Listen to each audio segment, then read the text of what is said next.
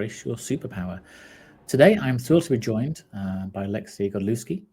In 2017, Lexi quit her unfulfilling 9 to 5 to pursue her dreams of building her own business from the ground up.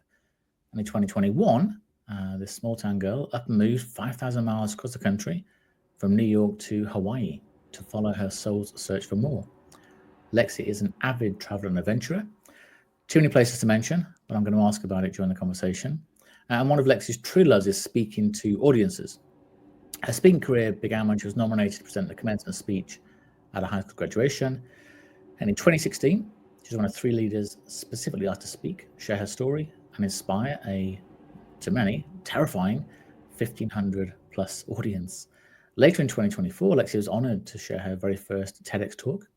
You can also catch Lexi's inspiring interviews and guiding leaders around the world on our podcast, Building My Empire, A Journey of Transformation. And that's what drew me to Lexi, I think, is that her journey really seems to be transformative.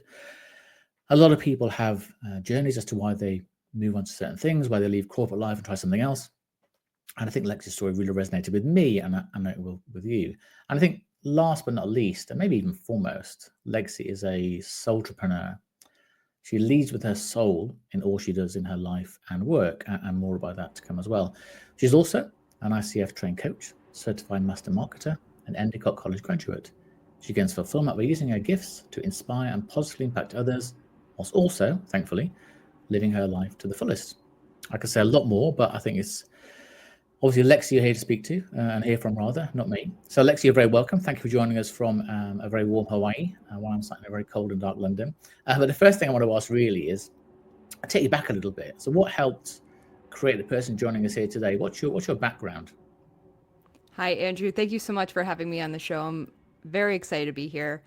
Man, where do we even begin with the background story? So, my background is I was born and raised in small town upstate New York. And all my life, I really followed this path that I thought I was quote unquote supposed to take. So, I went to school, I did all the extracurriculars, I got good grades, and I continued to just walk this path that was paved for me. What that led me to was going to college for business and marketing. Once I graduated college, I got a full-time marketing job and was doing very well in it. At 22, 23 years old, I was getting promoted, I was getting pay raises, I was hiring team members to join my team with me. So I had really kind of made it to this top of the mountain moment, which is something that I worked so hard for throughout school. And this was the aim, right? You go to school, you get good grades to one day get a career and climb that ladder. And so I had made it. I had really a lot of this external success that was happening in my world. And it was going really well, except on the inside, it was a totally different story. I hated what I was doing. I hated getting out of bed and going to work every day. I really was just asking myself, is this it now? Like, I just worked so hard throughout school, and now this is just adulthood. I just go to a job that I don't like every day and climb this corporate ladder and make more money and then rinse and repeat this every day. And so there was always this voice in the back of my head that said there had to be more to life than this. Now, in me, I always dreamed of being an entrepreneur. I always dreamed of having my own business, but I never dreamed of starting it at a young age. Kind of in my mind, how I saw that going was, well, let me, graduate school and go get some corporate experience. And then one day, once I have that experience, I'll start my own business and do my own thing. But there was not only that voice in me at a young age of there had to be more to life than this, but also I had a really life-changing moment when one day, I was going through all of this just internal noise of I hated going to work every day. I hated even getting out of bed every day. And what that eventually led to were daily anxiety attacks and depression. And I was battling this, but every day I just put a smile on. And so no one knew that I was going through this inner battle inside me. And so I had kept saying in my mind, like, okay, I'm going to put my 2 weeks in. I can't do this anymore. I want to start my own business. I want to do something different. And there was one Wednesday that seemed just like any other Wednesday. I woke up and I was getting ready for work. And I had this just gut instinct that something was going to happen that day. And I was like, I don't know, is this the day that I'm just going to pull the trigger and go put my 2 weeks in or what? I just had this gut instinct that something was going to happen that day. So I show up to work, and the morning's just like any other morning. I was getting ready for a marketing promotion that we were doing, and I needed help from one of my team members. However, she wasn't in the office in the morning. Then we had all these different group meetings that were going on. So we're like, oh, she's probably in one of the meetings. So we, weren't worried about it. And then the morning goes by, the afternoon starts to roll around. Still, none of us had heard from her or had seen her. And so we started doing some digging. People were texting her, calling her. One of my other marketing teammates ended up finding through the internet somehow her boyfriend's cell phone number, called her boyfriend. And what we discovered was that she had taken her own life the night before. And none of us knew, especially me. I consider myself to be someone who is very emotionally intelligent, very empathetic. And I had no idea that she was going through this internal struggle and this internal battle to the point where she wanted to take her own life. And that really changed my world when that happened, because from that moment on, I could no longer just sit in meetings and talk about trivial topics while wondering how many other people around me are also feeling anxious or depressed or not happy with their lives and wanting to change their lives.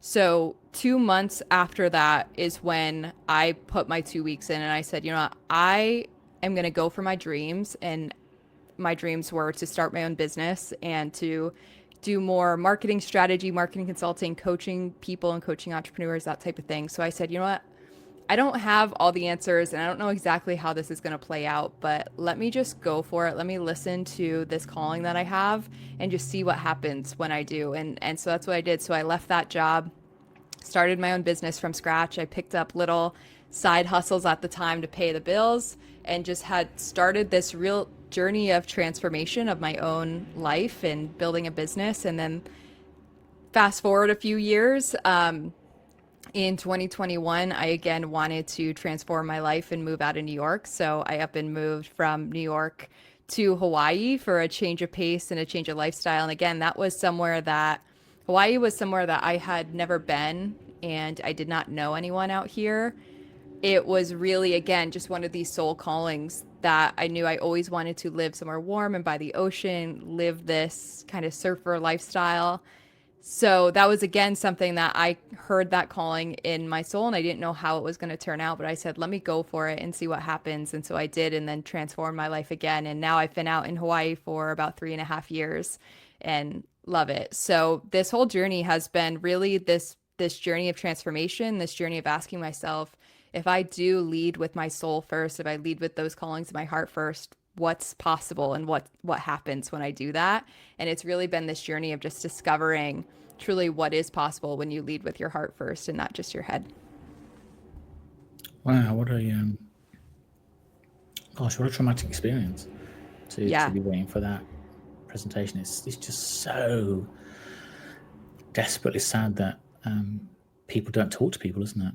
And I'm sure other people can tell similar stories. Other people have had feelings themselves, or I talked to somebody the other day that had gone through those sort of feelings and thankfully didn't manage to succeed in committing suicide. But you think, wow, just such a, it's just such a I guess a challenge for society generally, that whilst we can connect with anybody, you're in Hawaii, I'm in London, we can connect with people all over the world so easily via our smartphones and things, but sometimes it feels like we've never been as lonely as we are today. And as research shows that there's a loneliness epidemic, if that's the right word, that people don't talk to people apart from at work or the corner store or whatever. And it's I think what you said is really powerful about leading and listening to your heart. Because I read something recently that when people hear about gut decisions or heart decisions, whatever, they sort of dismiss them as being not thought through. But then the research was showing actually people that think and lead with their heart and gut are probably the most informed, because those decisions, your feelings in your heart, feelings in your gut, the feelings in your body, are generated by your life's experience. That's where you hold all the experience. So you're not being rational. You're just bringing it all together and leading with what's most important. And that's what I was going to touch on, the sort of soul entrepreneur. So is that what it's about? Is it about leading with your authentic self, I guess? Yeah, it's about leading with your authentic self and even more deeply leading with those callings that are in your heart and Yeah. in your soul. One of the things that you mentioned is that earlier this year, I gave a TEDx talk about how to live life fully. One of the things I discovered when I was doing my own research for that talk is that only 21% of people make a decision with their heart. That means majority of society is only using logic, is only thinking from their head when making a decision. And so being a sole entrepreneur is really about when you do make more of those decisions from your heart first, when you put the soul first, and then build a business around that, and then transform your life around that, make decisions around that, what is really possible for you. And I have seen by doing that myself that every time that I really lead with that heart calling and that soul piece first, I'm shown a whole new world of possibilities that I didn't even know existed previously, such as Hawaii, for example. Yeah. I never imagined living out here. Like that that was never on my game plan.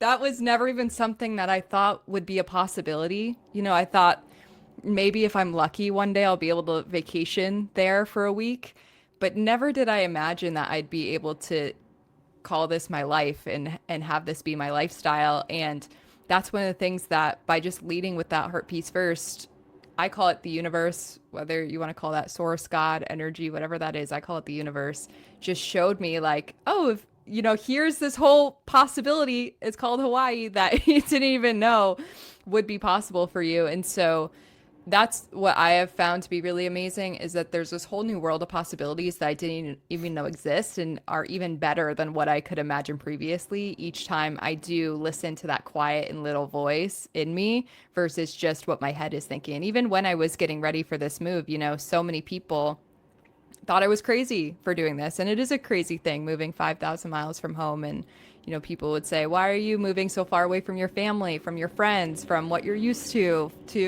one of the most expensive places in the US where you don't know anyone? And when you look at it on paper and just compare pros and cons, like it is a crazy thing to do that doesn't logically make the most sense. But I knew for me in my heart and soul that it was just something I needed to go and experience and see what happened when I did. And I'm so happy that I did that. So being a sole entrepreneur is really encouraging others to really listen to those callings and those dreams that are in their heart and soul and lead with that first to see what's really possible for them and become all they're authentically born to be. Did you never think about moving from New York to Chicago and Chicago to California and California? Did you think, no, it's the big jump. I'm just doing this. This is the big one. I'm not doing it to little parts. So how it came to be was that growing up, again, I always dreamed of living somewhere warm and by the beach. Like that, anytime that my family would go on a vacation to the beach, I was just in my element. I was in the water the whole time, Yeah. loved it, like always sad every time we had to leave. Mhm. And so growing up as a little girl, I just knew that's something that I always wanted. So through 2020 and through the pandemic, that was just fueled even more in me, where I was like just working on my business at my computer in New York every day. And again, I had this epiphany of I saw my 20s going by and I was like, all I'm doing is sitting at my computer. Like there's got to be more to life than this again.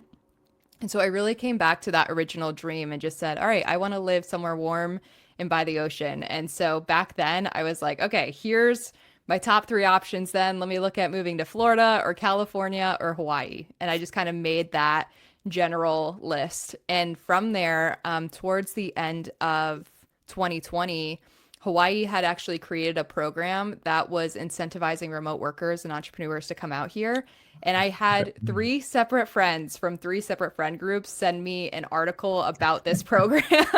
So I was like, okay, let me take that as a sign to go check this out. And long story short, I didn't get accepted into the program, but I still took it as enough of a sign to be like, okay, let me go try it out. And I told my family, I was like, let me go to Hawaii for a year and just see how it goes. I want to experience a full year there. And then once a year went by, I fell in love with it. I was like, sorry, guys, I'm not coming home yet. I'll still be out here. So it really was, again, just that general, quiet, internal voice in me that said, I want to live somewhere warm and by the ocean. And then once I actually listened and said yes to that idea, that's when the path started to show itself and started to naturally unravel in my life. And I guess your family and friends have got a pretty good vacation spot They to go. did. Yeah. They definitely did. And I know from reading about you that travel's played a really important role in your life. And it's funny because there's a certain view across Europe that a lot of Americans don't travel until they get older, and they do the sort of 10 cities in 4 days type thing. And it's, yep, done it, next sort of thing. But you really seem to travel as opposed to go on holiday, if I can make the distinction. And I just wonder, was it the same sort of heartfelt urge that you wanted to go and explore these places, that you wanted to travel and do things as opposed to just whiz through and sort of check them off on a list? Yeah, and that was from a young age Mhm. as well. Even when I was in high school, I was taking French at the time, and our school had offered this, I don't even know, it's I guess more of a holiday, and where they said we want to do a trip for students where we're going to take the French and Spanish students and go on a trip to France and to Spain. And this was the first time that my school was offering this. And I think I was a junior or a senior in high school at the time. I literally remember taking the pamphlet and going home to my parents and just begging them. I was like, I need to go. Like, can we please find a way to make this work? I Yeah. need to go.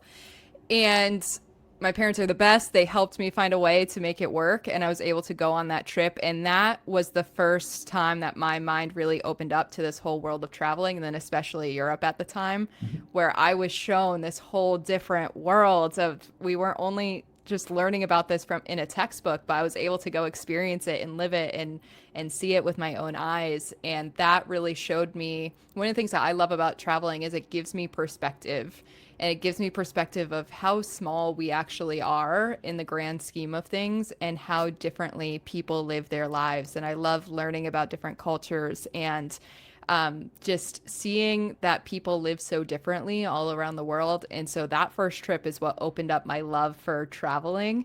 And then from there, I knew when I was in college, I told my parents I have to study abroad. And at the time, I was even trying to study abroad twice, once in Europe and once in Australia, to really go and experience this. I ended up going and studying in Italy. And that's where a lot of those adventures and experiences took place, was during that time. But to your point, traveling is so much more than just let me go check off all these cities. And it's so much more about let me go experience it, let me go learn from others, let me go see how other people live, and what their normal is like. So it traveling has opened up a whole new world for me. And if it weren't for those smaller trips and smaller adventures, I would not have been able to make the leap 5,000 miles away from home and come out to Hawaii. Like, I truly believe that it was those smaller adventures and journeys that prepared me to take such a big leap later in my life. Yeah, I've got to make sure my daughter listens to this podcast. She's 17 and goes off to college Yeah. next year. And I think her primary sort of primary decision-making process is about where do they offer overseas overseas a Yeah. year, overseas, etc. So Yeah. she's the same as what's going, one enjoy again, one afterwards. But I've completely agree. I mean, I've been looking to travel to 45 different countries. Wow. And I know we can see anything online now. We can watch videos from everywhere. I can watch a video of Hawaii and I can explore it, and I can do a Google Maps search of Hawaii, everything. Yeah. But there's nothing like being there. I remember the first time I turned up in Japan or China or Turkey or America or wherever, or South Africa. It's just amazing. From the second you get to the airport, seeing how they process your passports, through to Yeah. what the taxis are like, through to what the hotel's like, or the hostel or whatever. It's very hard to describe unless you've done it. And I would massively recommend that everybody does what you've done, what I've done, is just get out and see places. You don't need to wait until you've got loads of money. You don't need to experience the luxury. Sometimes that's the worst way to do it. You want to be with people, meet people that live there, talk to people, all of those sort of things. I think there's so much to be gained from traveling. And I 100% agree. It really does broaden your experience and lets you know that other people live differently. Not worse, not better, just differently. The things that we accept are not acceptable in some places. Some things that we believe are unacceptable, others carry on with day to day. So that whole culture thing, I think, is super important. And that brings me on to, so when people come to you, I think a lot of people have that voice from their heart or their soul, but we often tell it to be quiet, or we often choose not to listen to it. So I also wonder, what do people expect when they come to you? Because you're not necessarily, take this in the right way, a sort of a regular coach or leader or mentor or whatever to come to. So when people come to you, what do you think they expect? Great question. I would say the underlying thing that they expect is, whether they realize it or not, is the transformation.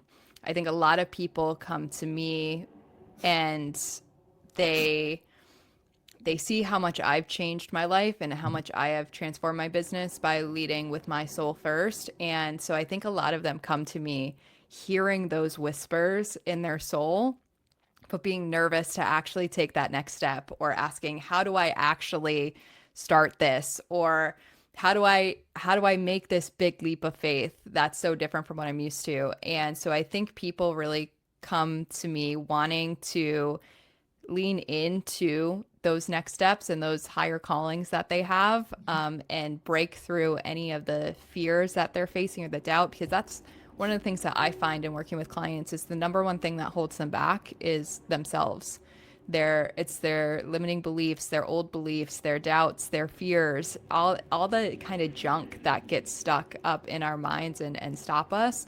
I see that being the number one thing that stops my clients from listening to their soul and taking those next steps, to transform their lives. So I would say when people come to me, it's really this expectation of, I hear this calling and it might just be a little whisper, but can you help me bring it to life now? Can you help me actually walk this path and transform my life and take the leap of faith and start the podcast or start the business or whatever it is?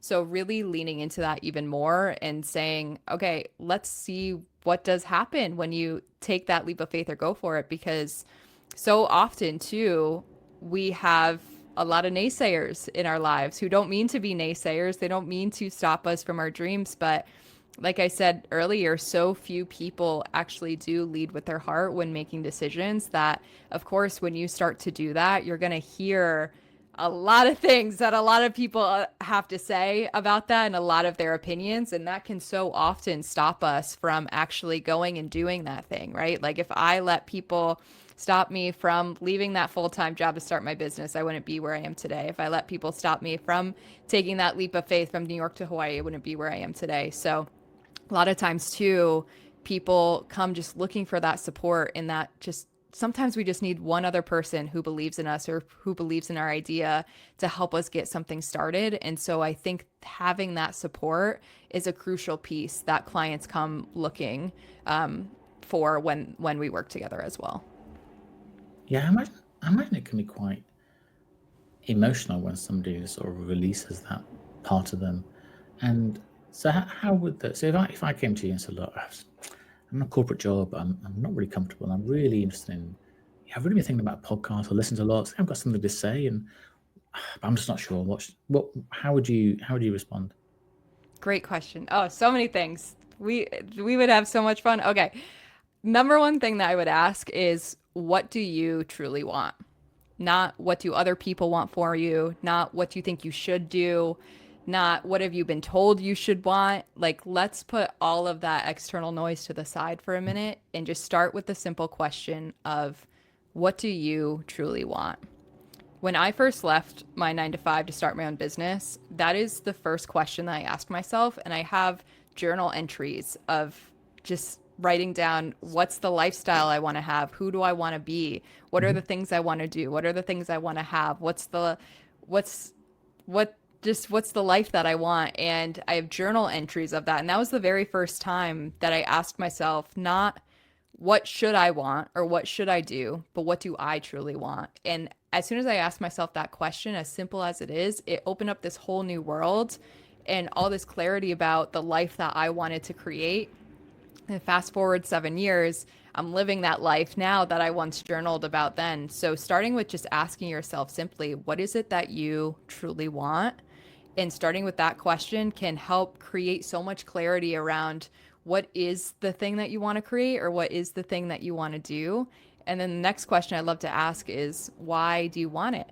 What's that deeper why? Because if you're just in it for the money, especially in entrepreneurship, you're going to want to give up real quick because there's going to be challenges, right? There's going to be times when you don't want to show up in podcast, or you face technical challenges. So you're like, I don't feel like dealing with this or whatever it is. But if you have that deeper why, and say, for example, your deeper why to podcasting is so I can share these stories with people around the world, so I can spread this message, so I can have conversations with people on the other side of the world, whatever that why is for you, that's going to help you actually push through when the challenges come up, versus if you just have a very shallow reason for why you're doing something, you're not going to want to stay true to it and you're not going to want to stick with it. So understanding what is it that I want and then why do I want it is huge. And then it's just a simple question of, okay, what's one step now to get started? What's just one thing that I can do to start building that podcast or the business or whatever it is that you want? So really breaking it down into very simple steps and asking, what do I want? Why do I want it? And now what's one step that I can take to start turning it into reality can be the ultimate game changer for people. Gosh, I wish I talked to you 5 years ago. I would have taken 5 years of my life, really. Hey, we're here now, though. We're here now, Andrew. This is it. It's never too late. And I think a lot of it, from what I'm hearing, is it's almost giving people implicit permission to do those things, isn't it? Because I think people that say, oh, you've got a steady job, you've been promoted twice in the last 5 years, you sure you want to? They would think they're doing it to, I don't know, it's a weird phrase, protect you from yourself. So this is what you're supposed to do. You're supposed to go to school, get good grades, get a good job, and then all those sort of things. Get the apartment, get the house, get the dog, and it's it's just fascinating that there are other pathways out there, and it's never been easier in a way to do something, like you said, to have that side hustle, just to try something, and the rest of the world doesn't go away. So if you try something that doesn't work out, you're not barred from from going back into the corporate world. You're not on a blacklist. You can sort of progress and move on with it. So no, it's really, but a lot of your clients have just transformed their lives, really. That's an amazing thing to achieve, isn't it? Yeah, and one of the things that has really been just a part of what I'm doing and my message recently to clients and to my audience and everything is to do more of what you're born to do. Like, what is that thing that you feel like you're born to do? Is that singing? Is that coaching? Is that playing soccer? Like, whatever that thing is that you feel like you're born to do, how can you just do more of it? So, for example, I was having this conversation with a client like a week ago who has pretty much these two options on the table of there's going to be a promotion coming up for her job that she was like, oh, this doesn't feel aligned with where I want to go or who I am or what I want to do. And she's like, but I could also go, and what I really want to do is I want to teach people and I want to speak on stages and I want to teach them this and that and the other thing. And I said, okay, cool. So if doing what you're born to do is teaching people, I pretty much said to her, what medium do you want to teach them through? Is it speaking on a stage? Is it through an email list? Is it through YouTube? Is it through a podcast? And as soon as I asked that question, she just lit up and she was like, I've always wanted to have a podcast. I've always wanted to do that. And I said, great, let's just use that as the medium to do more of what you're born to do, which is to teach. And so I actually just received a text from her this morning that she said, I record my first podcast episode. And she was so excited. But it really is that simple of getting back home to the core of, what do you feel that you're born to do? And how do we just get you doing more of that? And that doesn't mean you have to go and quit your job tomorrow. That doesn't mean you have to move across the country. But if you feel that teaching or singing or whatever it is what you're born to do, how do we just get you back into that place of doing more of that and finding what medium works for you to do more of that? I think that's super true. I mean, one of the failings I think we've had in the corporate world is that we have sort of mid-year reviews, end-year reviews, and we score people against certain criteria. And I used to manage a big team of sort of analysts and researchers and things. And you sort of measure them and record what they said and stuff. And you sort of say, look, this person's great at research, is great at preparing presentations, etc. But he's a terrible presenter. Right, we've really got to focus on the presenting skills now. And the person started thinking, but I really love the research. I want to sit at the desk and do. I don't want to do the presenting. And somebody else loves the presenting, and you're trying to get them both to be sort of average at everything. And you think, well, why would you do that? Because we don't have that many days on the earth. Surely it's better to grab something you love and just become passionate about that, whether that's scuba diving, paragliding, presenting, whatever it is. Yeah. Take it. And I mentioned paragliding. So I went on a holiday to France this year. It was fabulous, just near a lake, and just spent all the time in the water, and it was fabulous. And tried paragliding for the first time, like a tandem paraglide. And the guy that was my sort of tandem guy, anyway, the guy behind me was sort of talking about, has he always done it? And he said no, he was an engineer, so studied engineering in France, and was working for an engineering firm, and went paragliding on a holiday. And he went back to the office the next week and resigned immediately, and then decided to become a paragliding coach, and became a paragliding world champion. And he paraglides 500 times a year, and that's what he does. And I'm not saying everybody is an engineer should become a paraglider, but he felt something. He was sort of 25, 26 at the time, and said, look, I never felt it before. I just felt that was, and he had no foreknowledge, no understanding of what it is. He'd seen him in the sky and thought, yeah, I'll have a go at that. And by the time he landed, he thought that's it. That is my life. And thankfully, he listened to that voice and didn't say, no, I'll be an engineer and do this at weekends and things. Because he wouldn't have given himself to either of them. So I think that was a perfect representation of what you're saying. And I thought that was a really great. And he just seemed so happy. He wasn't living in a luxurious house. He had a battered old car. He had he lived his life, but he absolutely loved it. He was loving his life. And I thought that was pretty special. I love that. Yeah, one of the things that I really love about Hawaii is that in New York, you will find a lot of this kind of keeping up with the Joneses, meaning who's got the fanciest car, who's got the nicest house, what's your job title, how much money do you make? And out here in Hawaii, nobody cares. No one cares about what car you drive. No one cares about what job you have. No one cares about what your title is. Like, people care more about what surfboard they're riding than they do about what car they're driving. and I think that there's something beautiful about that, because to your point, when I did leave that job and I left the title and I left the promotions and I left the salary behind and all the things, I became so happy. and at the time, let me phrase this in people's minds. I was 23 years old. I was just babysitting and working at a coffee shop, and people were like, you just got a college education. What are you doing working at a coffee shop as a barista and babysitting and like trying to start a business? Like, what are you doing? But I was so happy. And that to me became so much more valuable than the kind of keeping up with the Joneses, typical status type things.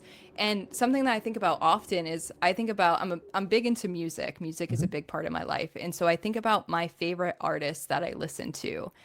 And I had this insight recently where I was like, wow, imagine if these musicians never created their art. Like, I'd be so sad if I didn't have their music in my life. And then I thought about how many of us don't see ourselves as artists, whether you're a podcaster or want to start a business or whatever it is. Like, we have our own art to contribute to the world too. And think about the people out there that are going to be sad if your art is not created, so that they can't listen to it or tune into it or whatever. And so that's really it too. Like, even if it's paragliding, like, that is an art in of itself that he now gets to share with other people and share that experience with others. So again, coming back to the idea of doing more of what you're born to do, but also understanding that your work is an art for someone else to be able to experience and have change or impact their lives as well. That's a wonderful point. I had my next door neighbours over for coffee today, and that John's 80 and Kathy's 85, and Kathy's been an artist all her life, sculpture and art and painting and everything else, and sort of loves it. And we were just talking about that a lot of people don't think they're creative. And I think, as you said, because in their heads they really narrowly define creativity as being painting or maybe dance, maybe music, but actually everybody can be, should be, is a creator in some way or another, whether it's creating content or it's creating words in writing or it's poetry or it's whatever, it's guiding somebody on a guided walk around your town, whatever it is, it's just creating a space in somebody else's mind and, as you said, in their heart to receive it. Really, you are creating something that, if you didn't do it, that would leave a gap in the world. And I think that that whole ability, recognition of what creativity is something that you latched onto, very early in life. I probably didn't feel like it at the time, but it really was. And that's super powerful. And one of the things we talk about a lot on the podcast, obviously, is empathy. And you seem to be almost a visual representation of that, almost a dictionary picture of Lexi there. And I just wonder what empathy means to you, and what role do you think empathy has in our lives? Yeah, I would consider myself greatly empathetic, sometimes to a fault. I've definitely had to learn how to manage that for Yeah. sure.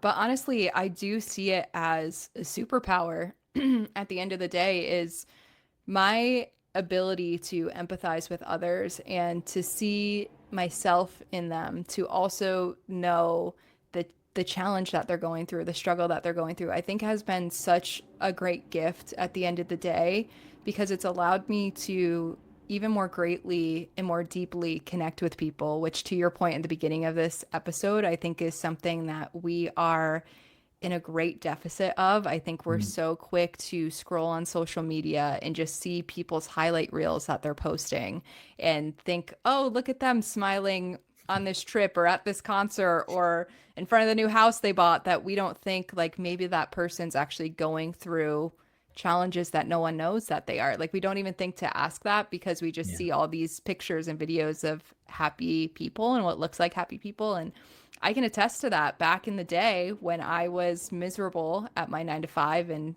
depressed and having these daily anxiety attacks, if you went on my social media at the time, you would have thought my life is perfect. Like, there's pictures of me traveling and I was in this great relationship at the time and doing this and doing that. And here's a promotion, that you would never know that I was going through something so much deeper. And so also having this understanding that everyone is going through more than you know, and to try to not judge other people's or compare other people's highlight reels on social media to your real life behind the scenes, because truth is there's always more to the story. There's always more that people are going through. And I think just having that awareness and having that understanding has allowed me to build up this empathy muscle, and to also just have more compassion and patience for people as a whole, because it's like maybe they're going through more than we know. And that's been really beneficial for me. Again, something that I've definitely had to also learn how to have boundaries around, but overall has been really good for just helping me see that, we're all figuring out life as we go. None of us have all the answers. We're all doing the best we can at any moment. And having those understandings has just helped me greatly in navigating life, because it's allowed me to not take things so personally, or to have more patience with people or whatever it is. So that has definitely, I do definitely now see empathy as a superpower, and I like to leverage it in that way versus seeing it as a weakness or as something negative. Yeah, I love the way you describe it as the empathy muscle. So that's Yeah. exactly what I think. I think it's something that can be developed, trained, focused, honed, etc. And I also totally agree that when you are empathic and you do feel what others are feeling, and but you do have to set those boundaries, not to, because empathy is not taking on everybody else's pain. It's being able to recognize it and reflect it. That's that's a challenge sometimes that we have to sort of recognize and overcome. You're obviously a long way from family. You were saying, thankfully, you're managing to get over Thanksgiving. And I just wonder, what do family and friends mean to you? How important are those connections in your life? They mean the world to me. I would not be where I am today without my family and friends in my life, to be honest with you. It, especially as an entrepreneur, this is not an easy journey to take, to build your own business from scratch, or even Yeah. just doing something like starting your own podcast from scratch or whatever it is. It's not easy to take just this dream that you have and try to turn it into reality from nothing. And it's been my family and my friends that have helped me get to where I am today. I remember the first time that I told my parents that I was going to move to Hawaii, and my mom's first response was, "That's a great vacation spot. Like, we're going to come to visit." And my dad was like so happy for me and so excited for me. And so to have support like that along the way has been what's allowed me to lead with my soul first. Like this, especially entrepreneurship is a lonesome and a challenging journey. And it's because of my friends and my family that I have been able to be in this for 7 years. And for the people who have looked at me and said, "Lexi, I believe in you. Like, you can do this. This isn't just a crazy idea. Like, this is real." It's those times that have kept me going. So to me, community is everything. And especially when you're leading with your soul first, which again, most of society is not doing, the Yeah, not ready support for it. system is what really can help keep that dream alive and bring it to reality. So also building this community of soulpreneurs, of people who are also leading with their soul first, has been a really big part of my mission, because I know how valuable that is, to surround yourself with people who are also trying to turn these dreams into reality, who are trying to do things a different way, who are trying to pave their own path. So my community, my friends, my family have been everything for me on this journey. And you're obviously such a positive person and radiate positivity. Do you do self doubt? And if so, how do you break out of that potential Thank you cycle? for that. The positivity has been another muscle that has Mhm. grown over time. The me who I was 7 years ago when I was in the full-time job was totally different than the version of me right now. I was not the positive person that I am right now. I was the person who I talked so negatively to myself every day. My self-talk was so mean to myself. It was just, I had a lot of negativity in Yeah. me and in my mind. And so I've done a lot of work over these past 7 years to really transform that and to change that. And so this positive version of me now, who I love so much, is not who I used to be. And that positivity really came from just needing it. Like, I was really going after this dream that so many people doubted. And I just knew in my heart, I was like, no, like, there's something here. Like, I know that I can turn this into reality. I know that this is like something that I meant to pursue. And so the positivity was really born out of necessity of needing to believe in myself, needing to be, I always say to people, needing to be like your own number one fan first. And that positivity was really born out of me needing to cheer myself on and believe in myself through this journey. So from that, then I was able to share that with other people and kind of create this positive ripple effect. But there have been many times that the self-doubt has come up along the journey, like too many times to count. And one of the things that I try to do is I try to remind myself, like, let me come back to the truth of who I am. So when I have those doubts or that negative talk about myself that says, "Oh, Lexi, who are you to do this?" or "You're so stupid," or whatever it is, I really ask myself, like, well, is that true? Is that true that I'm stupid? Is that true? This, that, or the other thing? And when I actually ask that question and get to the heart and soul of who I am and what's possible for me, that just helps the self doubt kind of dissipate a little bit more, because I'm like, no, like, I've done a few things in my time. Like, I'm smart. I can figure things out. It helps me come back home to who I really am Mhm. versus feeding these lies and the fear and the doubt that's trying to just keep me safe. And I was having this conversation with a friend of mine last week because she also just started her podcast, which she has been wanting to do for months now. And so she got really excited. She started recording all these episodes. And then the next week she came back and she said, "Lexi, like, today I woke up with all of these doubts and all this fear. And who am I to start doing this? And who's going to listen to this?" And like all of this fear and doubt and anxiety coming up.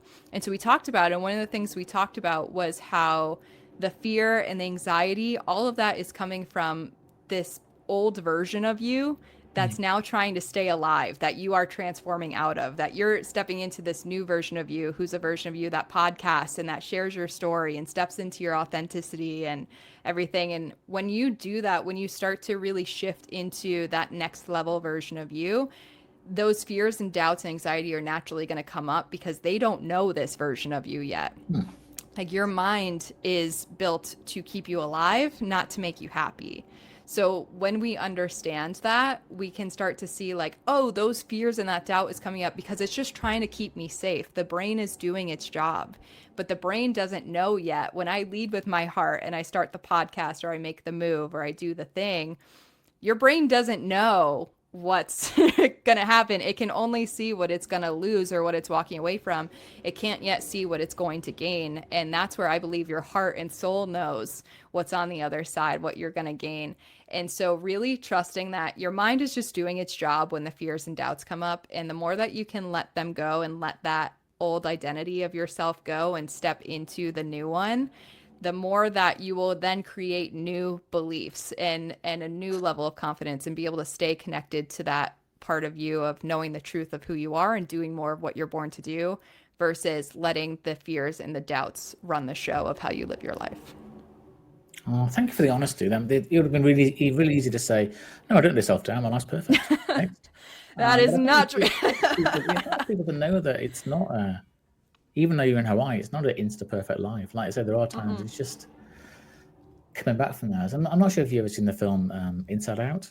This is sort of I have, yes. Yeah. It's like that, isn't it? If our brain had its way, the fear part of our brain had its way, we would literally stay in bed all the time, but we'd be alive, and that would be it. It's done its job. But when you're looking for joy, you're looking for all those different things. You've got to go out there and explore things, really. And whether it's trying to keep anxiety quiet or keep fear quiet or sadness at bay or anger away, you've got to try those things. And I really like the fact that you said that you recognize the importance of loving yourself, because a lot of people, I don't know, they sort of shy away from that a little bit and don't think about that as being important. And I've always been one of those people, but I think increasingly, not to sound like a sort of self-help book, but I think to let other people really love us and to be open to their love, I think we've got to love ourselves. And I just wonder if you found the same, whether your increasing understanding of yourself makes it easier for you to be open to the love of others, whatever that means. Yeah, I have found that the more that I've been able to love myself, the more I've been able to give that same love to other people, and it really does come kind of full circle of the more that I've been able to have that compassion with myself of I'm not perfect and I'm going to make mistakes and we're all figuring it out as we go, and that's okay. And really having this sense of kind of unconditional love with myself of even in the mistakes, even in the times that I went for it and I failed or it didn't work out the way I wanted to or whatever it is, the more that I can still love myself through that, the more I've been able to find that same love for other people and strangers and have that compassion for them. So it's been a journey that's constantly something that I'm still working on all the time, every day. But overall, the trend is that the more I've been able to really have compassion and love for myself, the more I've been able to give that to other people as well. And how do you practice self-care? So obviously, like I say, giving energy, whether it's emotional or physical, whatever, you've got to make sure your energy levels remain high. So I wonder what's your self-care program look like? Yes, great question. I love to be outdoors as much as I can, which is also one of the reasons why I wanted to move out of New York, so that I can be outside in the sun all year round. Like that is so good for me. So for me, it's spending time in nature. So even if that's just going for a walk or going to the beach or getting in the ocean, whatever it is, just getting outside and feeling the sun on my skin is such a game changer for me. So getting outside, for me, I'm an introvert at the end of the day, which a lot of people are surprised at because I'm not afraid to stand on a stage or speak to people. But especially in the work that I do too, I need to spend time alone at the end of the day to recharge. And if I don't get that introvert time, I definitely feel the effects of that. So, doing things like that, I love to read and meditate and just I feel like my mind is going all the time. So sometimes being in those thoughts and sometimes trying to pause those thoughts to have some stillness. But really, it's getting outside, moving my body, spending some time alone to recharge, and then fueling my mind, my soul, my body with what I need to just be on top of my game the best I can be. Fabulous answer. And I think that's the whole thing, isn't it? The difference between being alone and being lonely. And I think there is that almost need to sort of step away. And somebody was saying the other day, did an experiment with teenagers, and they found it incredibly hard to sit for 15 minutes, without any devices or anything, just being with their own thoughts. And I think sometimes you have to do that just to let them filter and process, really, just to sort of sit and be quiet, or like say walk outside or be on the beach or feel the sand across your toes. It's we're not getting much sand here, or much sunshine. Just two more quick questions, if that's okay. I've taken up a lot of your time, and I really this is great. But I just wondered, if someone asks, what is it like being you? How do you answer? Woo! What is it like to be me? On one hand, fun. On one hand, not stressful isn't the right word for it, but it's that, and it's not loneliness either, but it's this sense of solitude. Like, you have to be okay with the solitude, because I spend a lot of time outside of client meetings, outside of doing podcasts, that type of thing, working by myself. And so a lot of times it's working by yourself at a coffee shop at 6 p.m., when everyone else went home and is eating dinner. It's the late nights. It's the believing in the vision when no one else can yet. So what it's like to be me is I love my life now. I love the life I've created for myself. I have fun all the time, and I love that. But at the same time, there is this sense of, you got to be willing to be alone, like walk your own path alone and pave your own path alone. And that's something that I've just gotten very used to over the past 7 years. Is I've learned from a young age that when you pave your own path, like the path less traveled is always less crowded, and you have to be okay with that. And I've come to learn that when you're paving your own path, a lot of times you're going to be out there in the woods paving your path by yourself. And again, that's why the support in the community is so huge. But at the same time, like, it's been so much fun. And so high level, kind of, that's what it's like to be me. On a deeper level, I feel things very deeply. So a lot of times I have to set those boundaries, kind of just stop taking in other people's energies or what they're doing, so I can live in mine. But it's awesome. I mean, I wouldn't want to live any other way. I love my life. I love the gifts that I have that I get to use and help other people and make an impact on them. So it's a whole spectrum of things to be in my shoes, for sure. And I'm not sure if you do look that far forward, but what's next for you? That's a great question. What's next for me is really just continuing to do more of what I'm born to do. That's something that I keep preaching that message a lot, because it's a message that I keep reassuring and telling myself because again, I have faced a lot of that doubt and a lot of that uncertainty that we talked about. And so it's been a message that I have been just really continuing to repeat to myself is, Lexi, do more of what you're born to do. And that's really this next level that I'm stepping into, is I'm trying to do more of what I'm born to do, which is teach and coach people and use my gifts to positively impact them, in hopes that it'll have a ripple effect and kind of allow them to step into doing more of what they're born to do and make a positive impact. So what's next for me is just continuing to do more of that. For me, it's more podcasts and doing more speaking and coaching more people and building a bigger community of other soulpreneurs.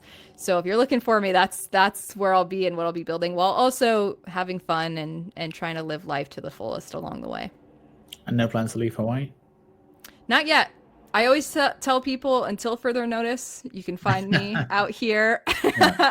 But right now, I love it. So you'll find me in Hawaii for now.